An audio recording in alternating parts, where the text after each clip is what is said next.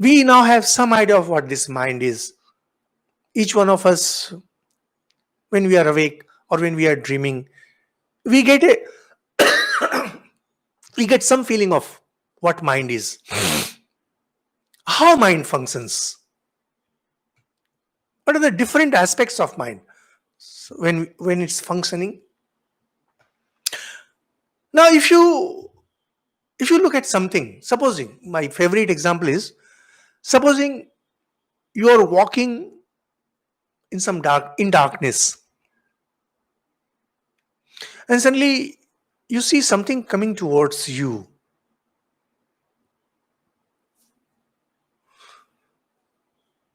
So a sensory input has come to you. That's the first aspect. This is known as chitta. Chitta is a general term which essentially means reservoir. Every time we talk about mind, in yoga it is chitta. But chitta is the huge garbage box. Everything is coming inside it. Then that same mind starts thinking what that might be. Is it a man?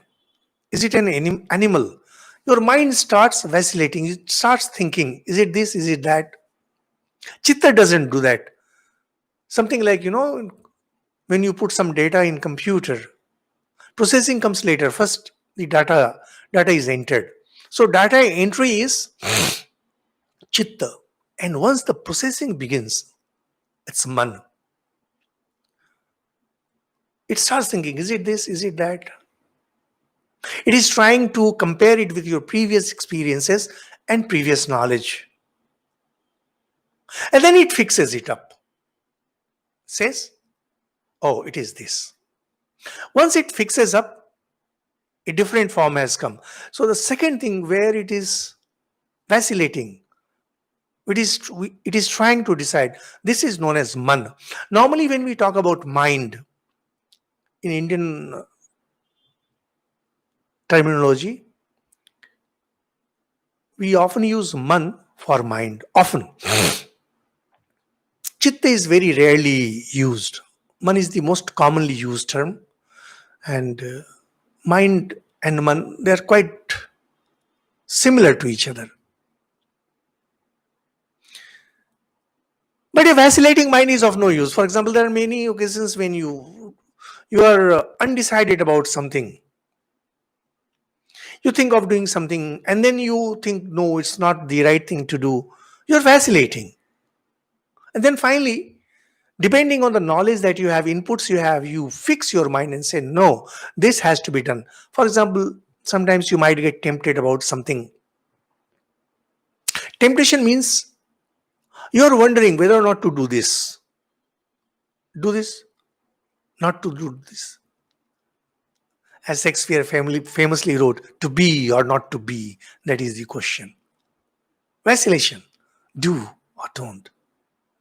But once you have decided, no, this has to be done, the function of mind had changed, and this is known as buddhi. Buddhi. Buddhi is known as determinative. It fixes data. It is this. In the analogy that we were using, that darkness, first comes the input, then your mind starts working. Is it man? Is it animal? What it is? And then it fixes the data. It's man. And then comes the last part, which is known as ahankar, ego. It identifies. You say that fellow in the darkness, he's a robber. He's there to mug me. So you want to run away from him. Or you feel that he's a policeman. There's nothing to fear from him. You think you realize that he's a friend of yours, so you did not run. So there are four functions of mind: chitta, man, buddhi, ahankar. Chitta gathers data. Man, it keeps on thinking, undecided. But mind starts working. Buddhi is determinative faculty. fixes it that it is this. Buddhi plays a very important role in our life. What we have heard from our seniors, what we have learned from our experiences, and what we have learned from scriptures, this gives our mind a strength. And whenever we are in confusion, whenever we are not able to decide, do this or do that, then the higher faculty of mind, which is known as buddhi, it tells us don't do it, because if you do this, then you will have this kind of suffering. As a child, each one of us must have touched fire,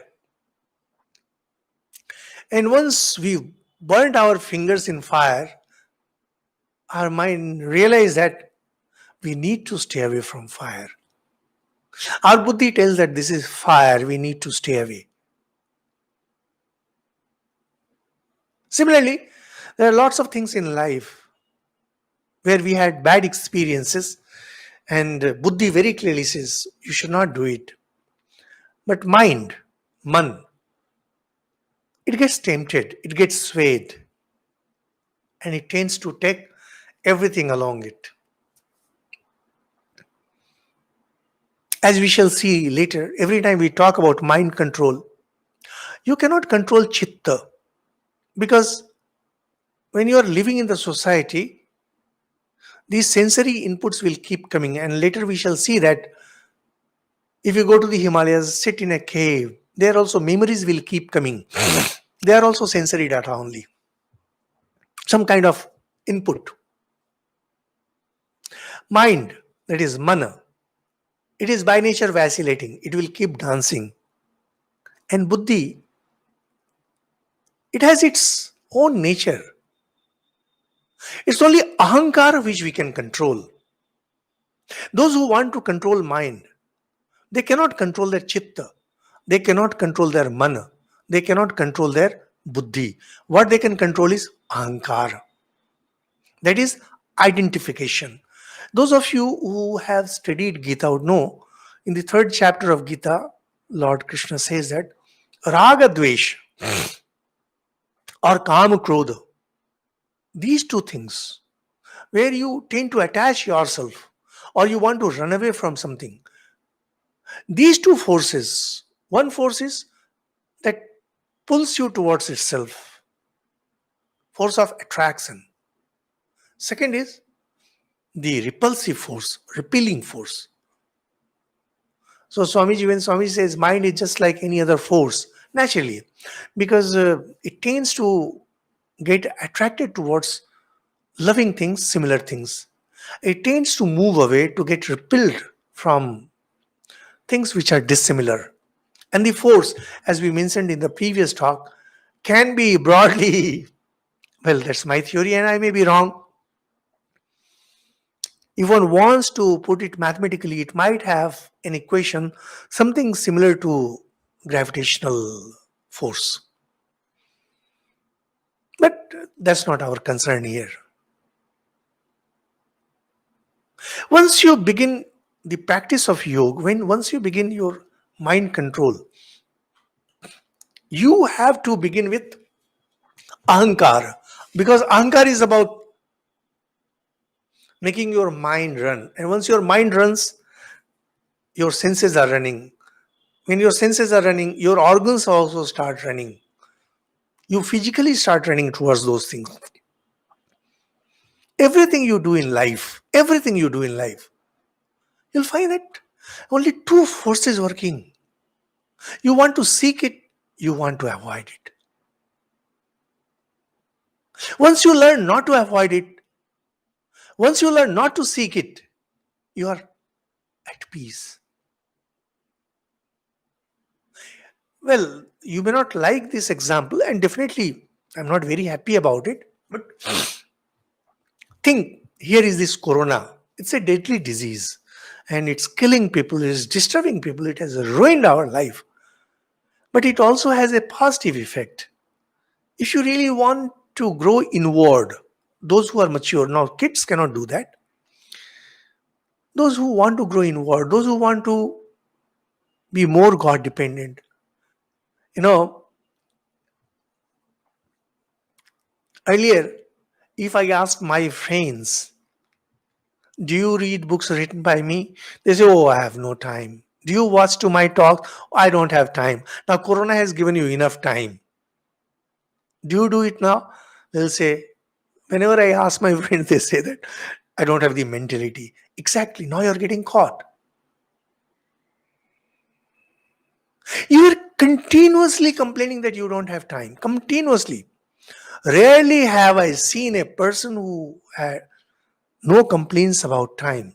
Corona has given you ample time. Do whatever you want. Read books. Books are available online. Watch movies. Gain knowledge. Take Lord's name. Whenever we advise people to take Lord's name, sorry,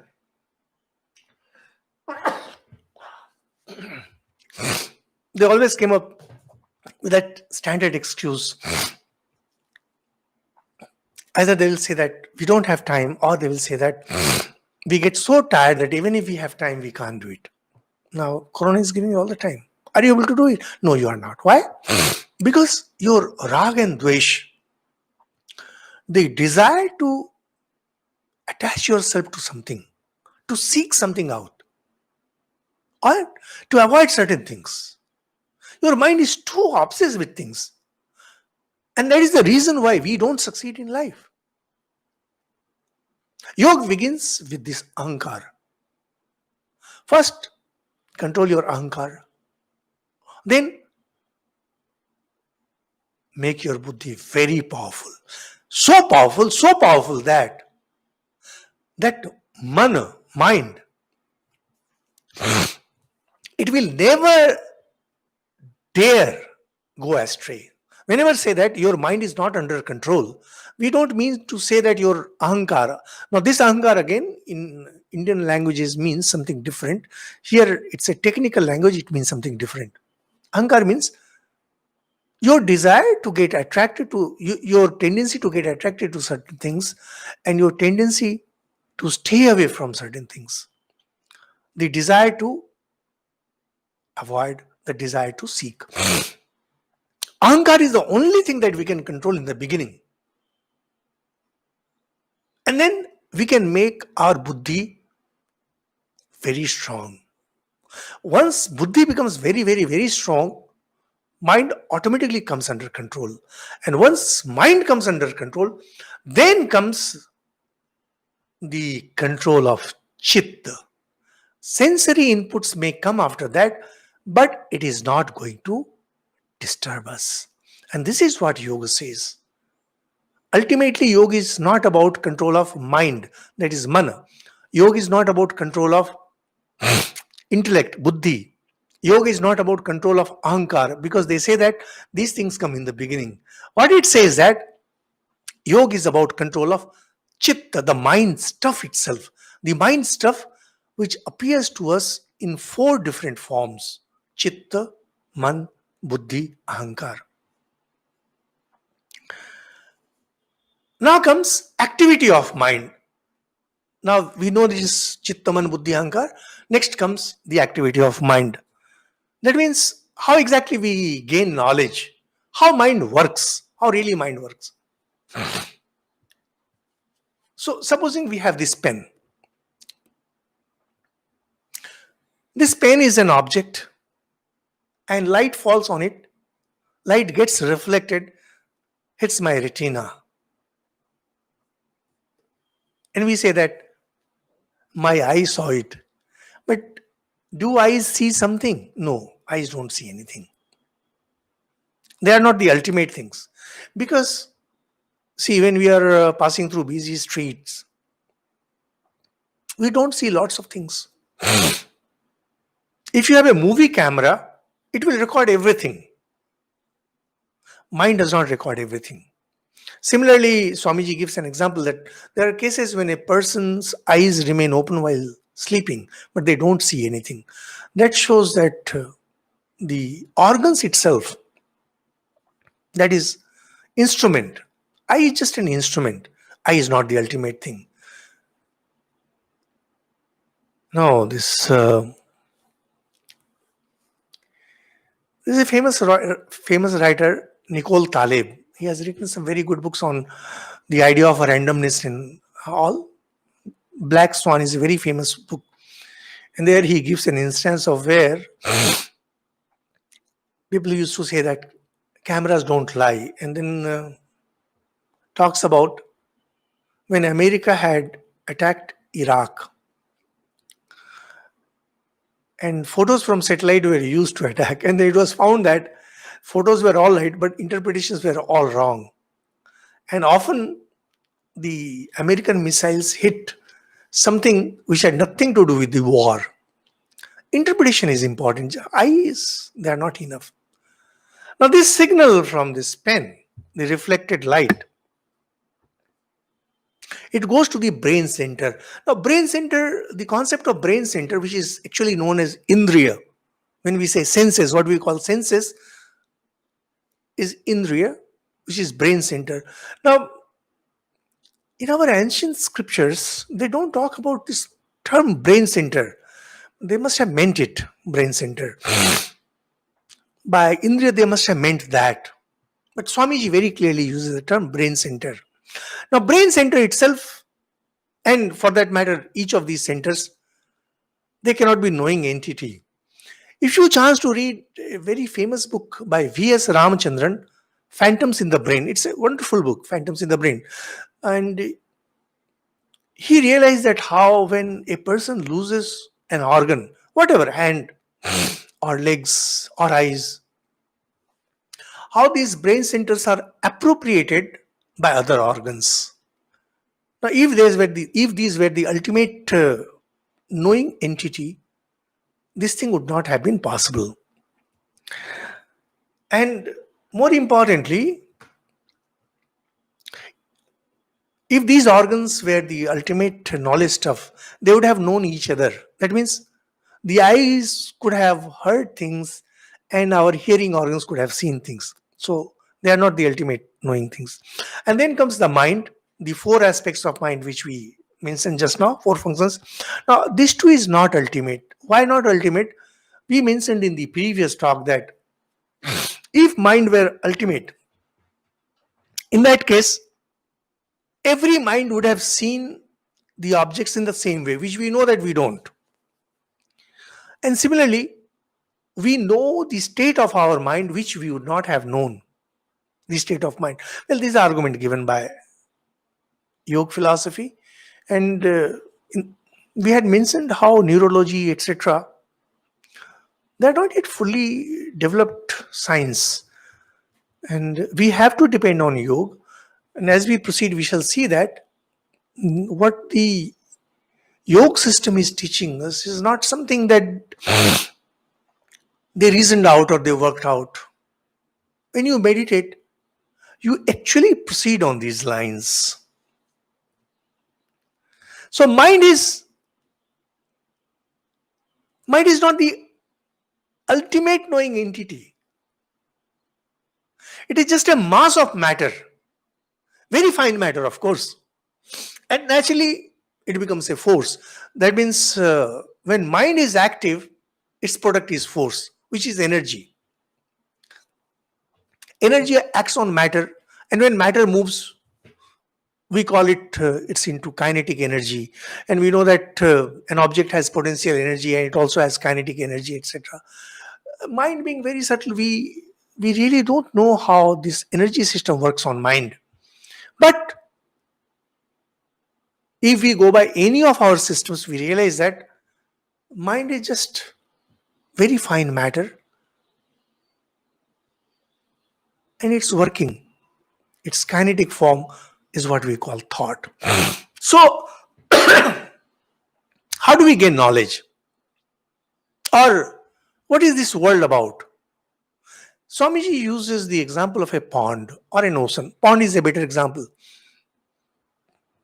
There is this pond, it's calm pond, and you throw a stone or whatever you throw, and you find that ripples or waves are formed. If the stone is very small, there is a ripple. If stone is very big, there are waves. And they continue for a while. Now, if you keep on throwing stones continuously, imagine a pond where hundreds and hundreds of young boys are standing and throwing stones. When we were kids, we also loved doing that. And you find that there are ripples, and there are ripples that cross over. In physics, it becomes a very interesting question.